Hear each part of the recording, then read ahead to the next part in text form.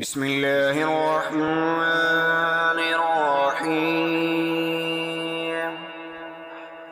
تبارك الذي بيده الملك وهو على كل شيء قدير، الذي خلق الموت والحياة ليبلوكم أيكم أحسن عملا وهو العزيز الغفور، الذي خلق 7 سماوات طباقا ما ترى في خلق الرحمن من تفاوت فارجع البصر هل ترى من فطور ثم ارجع البصر قرتين ينقلب إليك البصر خاسئا وهو حسير، ولقد زينا السماء الدنيا بمصابيح وجعلناها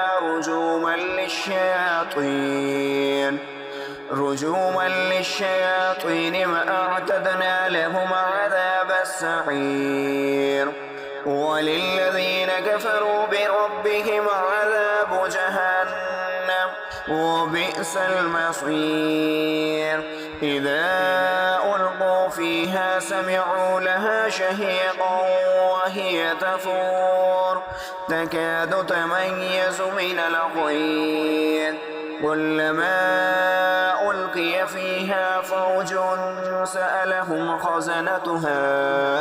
خزنتها ألم يأتكم نذير، قالوا بلى قد جاءنا نذير فكذبنا وقلنا ما نزل الله من شيء إن أنتم إلا في ضلال كبير، وقالوا لو كنا نسمع أو نعقل ما كنا في أصحاب السعير، فاعترفوا بذنبهم فسحقا لأصحاب السعير.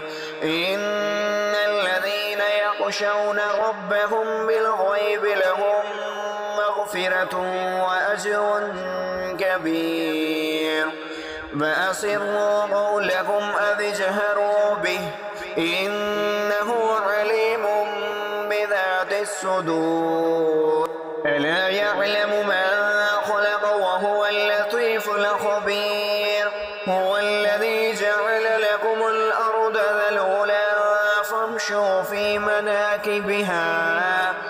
مناكبها وكلوا من رزقه وإليه النشور.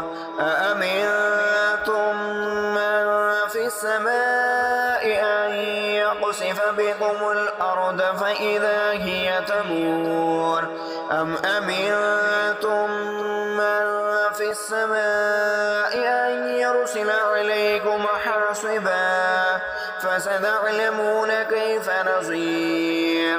ولقد كذب الذين من قبلهم فكيف كان نكير، أولم يروا إلى الطير فوقهم صافات ويقبضن ما يمسكهن إلا الرحمن إنه بكل شيء بصير.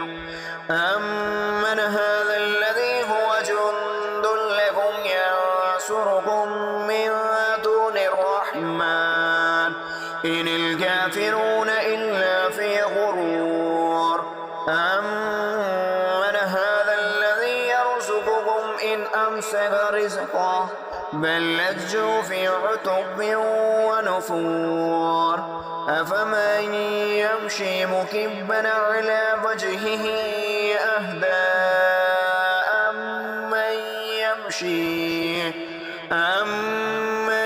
يمشي سويا على صراط مستقيم. قل هو الذي أنشأكم وجعل لكم السمع والأبصار والأفئدة قليلا ما تشكرون. قل هو الذي ذرأكم في الأرض وإليه تحشرون. ويقولون متى هذا الموت قل إنما العلم عند الله وإنما أنا نذير مبين فلما رأوه زلفة سيئت وجوه الذين كفروا وقيل هذا الذي كنتم به تدعون قل أرأيتم إن أهلكني الله ومن معي أو رحمنا فمن يجير الكافرين من عذاب أليم قل هو الرحمن آمنا به وعليه توكلنا فستعلمون من هو في ضلال مبين قل أرأيتم إن أصبح ماؤكم غورا